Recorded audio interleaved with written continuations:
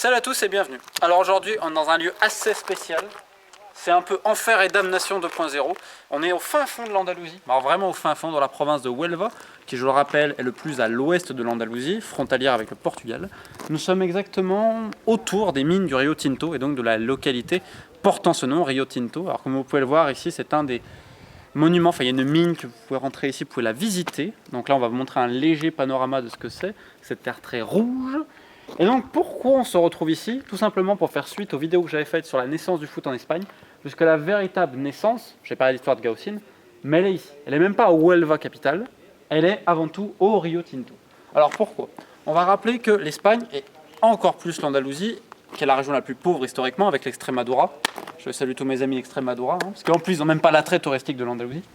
Bref, c'est vraiment compliqué. Et à l'époque, surtout au 19e siècle, on se retrouvait dans un pays en retard total. Infrastructure, industrialisation. Tandis que les copains du Nord, enfin les copains, il faut quand même voir le sentiment anti-andalou total des Basques, depuis quasiment toujours. J'exagère à peine le trait, parce que surtout quand tu regardes à l'époque, et la création du foot est très intéressante, hein, elle signifie beaucoup sur le régionalisme espagnol, parce qu'en fait il n'y avait que les mecs du Nord qui étaient privilégiés.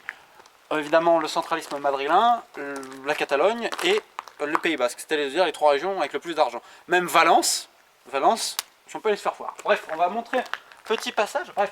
Et donc, en 1863, un ingénieur anglais, Mr. Thomas, a été mandaté par le gouvernement espagnol pour savoir si certaines zones en Andalousie pouvaient être exploitées.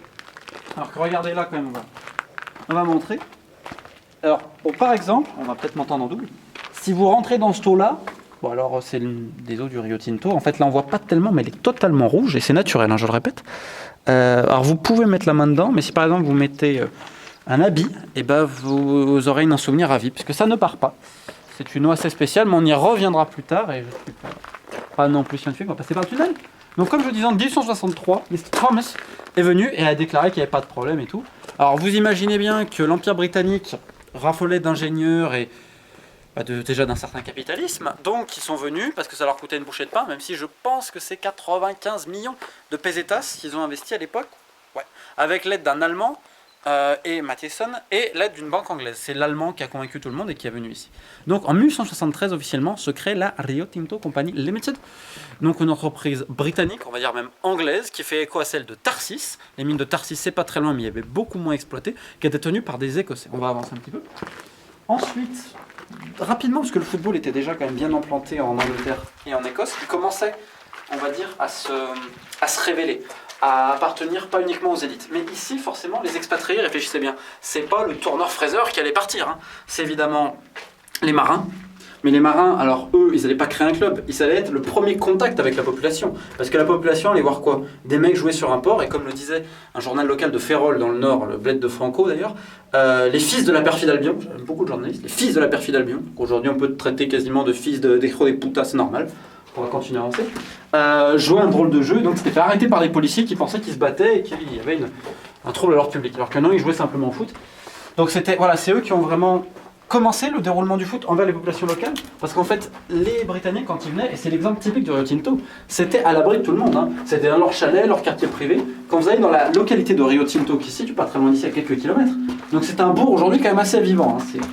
C'est beaucoup plus vivant que les bleds que tu traverses avant, parce que pour venir de Huelva à Rio Tinto, attention les amis, alors déjà le chemin des fois, bon tu te l'inventes, et surtout va pas chercher un restaurant, hein.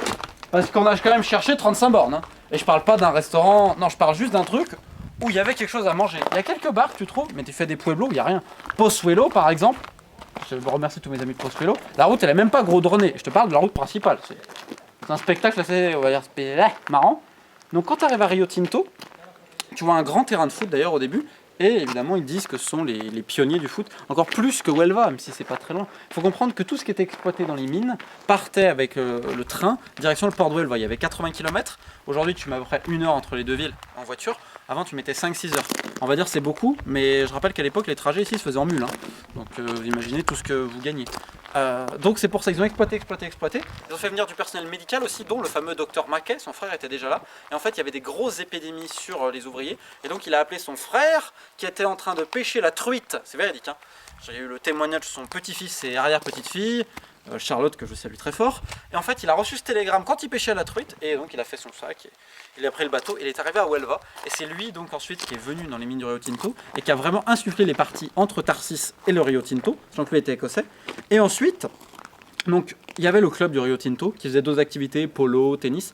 Le tennis d'ailleurs avait un côté beaucoup plus snob à l'époque parce que tout le monde pouvait en profiter pour une raison simple. Tu pouvais manger des petits sandwichs aux concombres, aux carottes et toutes ces conneries. Donc ça plaisait bien aux dames aussi. Le foot était quand même beaucoup plus rugueux. On ne pourra pas le voir, mais tout à l'heure on a vu les premiers terrains où se jouaient les matchs, donc ici au Rio Tinto. Sachant que ce qui est intéressant, c'est qu'il y avait également Séville où ça jouait un petit peu. Il y avait une compagnie en britannique, Waterworks, qui après a créé le Football Club de Séville. Donc c'est des Écossais encore qui ont créé tout ça.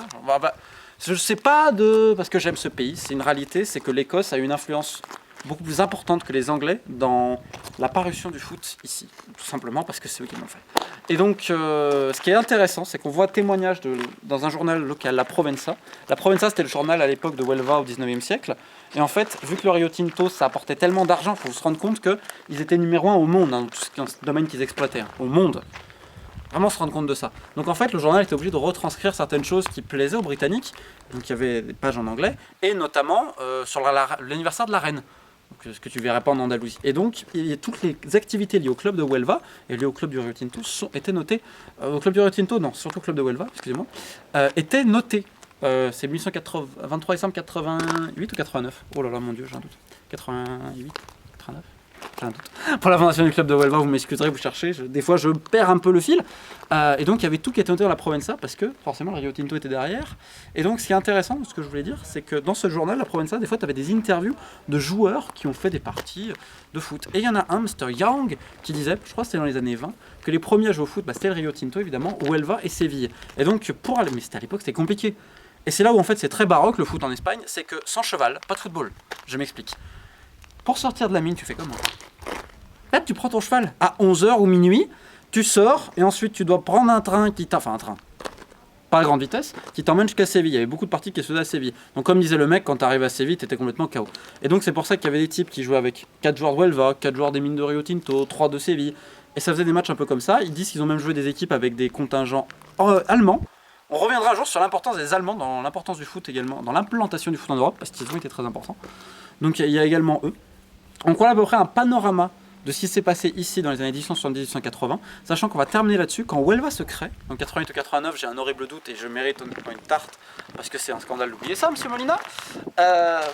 En fait, ça répond, une année avant, on parle de la première manifestation écologique à cause des conditions de travail. Il faut se rendre compte que la vie d'un mineur ici dépassait pas 36 ans. Donc bon bref, et en gros, les mecs du Rio Tinto, les propriétaires, quand il y a une certaine... pas grève, je crois qu'il y a eu un tumulte, les mecs sont un peu révoltés. Bon, ils ont appelé évidemment les forces de l'ordre, ils ont tiré dans le tas, plus de 150 ouvriers morts, je ne sais pas si vous imaginez. Vous vous doutez bien que les ouvriers, c'était pas des Britanniques évidemment, c'était des locaux, donc bon, des chicanos comme il dirait à la limite. Parce qu'il faut se rendre compte, même si on dit bravo, les Britanniques ont donné le foot au monde, oui, mais ils l'ont donné d'une manière totalement égoïste. C'est pas eux qui l'ont donné, ils l'ont gardé pour eux. Il n'y avait aucun Espagnol qui jouait au début. Huelva, s'ils avaient un ou deux Espagnols dans leur premier match, c'est tout simplement parce que c'était des notables espagnols. Donc, vu qu'ils avaient de l'argent et qu'on pouvait faire du business avec, les Britanniques se liaient avec eux. Il faut quand même bien se rendre compte, alors qu'on va aller par là-bas quand même pour terminer, que le football des premières années, il y a eu quelques véritables pionniers, comme le Dr Mackay, qui est le créateur de Huelva et qui a sauvé énormément de gens. La légende locale disait que si Mackay ne pouvait pas te sauver, la mort était proche, il pouvait sauver tout le monde. C'est quelqu'un qui a embrasé les coutumes, qui parlait espagnol, mais c'était très très rare à se mêler à la population. D'ailleurs, Mackay, c'est intéressant, pour ceux qui s'intéressent, là je suis à Huelva 2 jours, dans l'hôtel Sénator, qui est un hôtel central, et en fait quand tu prends une route perpendiculaire à lui, tu as la cahier, Mackay McDonald. McDonald, c'est son neveu, je crois. Donc c'était nommé en hommage à lui, son cabinet était là, son cabinet était dans le centre de Huelva après, quand il a quitté le Rio Tinto, pour aller à Huelva directement. Ce qui montre bien l'importance de ce mec, et ce côté humaniste qu'il avait, parce qu'il n'y avait pas que des saloperies dans les Britanniques, attention, pas que des gens snobs et qui méprisaient la population locale, mais il faut pas oublier qu'il y en avait beaucoup. Et même ici dans le Rio Tinto, comme ça se faisait également à Vigo dans le câble anglais, c'était une entreprise de câbles télégraphiques dans le domaine maritime, qui en 1874 s'est créée, mais les premiers matchs, ils étaient ici. Étaient dans le Rio Tinto, qui ensuite a donné à Huelva. Beaucoup pensent, un historien que j'aime beaucoup, Alejandro, que je salue, du Recre Trust, me disait qu'il pense que justement à cause ils ont tiré 150 personnes, ils se sont dit bon, on va peut-être ouvrir, redonner une nouvelle image de nous, etc. Et donc une année après, il y a la création du club officiellement de foot, mais c'est pas que du foot, il y avait plein d'autres activités, sachant que si on va aller dans la précision absolue, le premier club uniquement dédié au foot, c'est Séville, en 90, je crois. C'est très très peu après Huelva, c'est 3-4 semaines après Huelva, et d'ailleurs le premier match officiel c'est un Séville-Huelva, gagné 2-0 par Séville avec un mec en pyjama, on y reviendra, et oui, avec en pyjama, petite touche comique, et mais ça, donc Huelva faisait du foot, faisait plein d'autres choses, faut pas croire. Et je terminerai là-dessus en disant que c'est un paysage magnifique, que vraiment c'est un quoi faire, il n'y a pas beaucoup de gens qui viennent visiter ici, parce que c'est vraiment perdu. Huelva n'a pas d'aéroport, tu peux pas y rejoindre par la côte, parce qu'il y a le parc de Doñana, où certains scientifiques pensent que l'Atlantide est là. Et quand tu arrives ici, tu as vraiment l'impression d'être au bout du monde, d'avoir un décor pas lunaire, parce que ça fait plus martien, dans le sens que tu croirais qu'un film pourrait se tourner ici, mais il y a des films qui se sont tournés tellement, c'est que le dernier, c'est... Quand tu fais la visite du Rio Tinto, je terminerai là-dessus, tu peux prendre un wagon et ça te descend, d'ailleurs ils vont me mettre à vapeur le 1er novembre, et tu descends et tu remontes à travers ce fleuve incroyable, tout rouge, et tu as l'impression que c'est du sang qui a coulé. Je me demande si le sang n'a toujours pas coulé depuis ces 150 morts, même bien avant évidemment, parce qu'au final, si les mines ont été autant exploitées et qu'elles ont créé autant de richesses qui n'ont jamais appartenu vraiment à la région, ça a été au sang de beaucoup de personnes. Il faut se rendre compte, je le répète, 36 ans, l'espérance moyenne d'un mineur à l'époque. Et au milieu de ces gouttes de sang, le peu de répit qu'il y avait, c'était le foot. Et bon, alors il y a plein de choses dégueulasses dans le foot, mais il ne faut pas oublier quand même que c'est aussi un formidable moyen d'émancipation et quelque part de rêverie. Parce que tous ces mecs, je peux vous dire, s'ils prenaient le cheval à 11h du soir, qu'ils faisaient des heures et des heures sans dormir, sans rien, pour aller jouer un match à Séville, c'est vraiment qu'ils aimaient ça.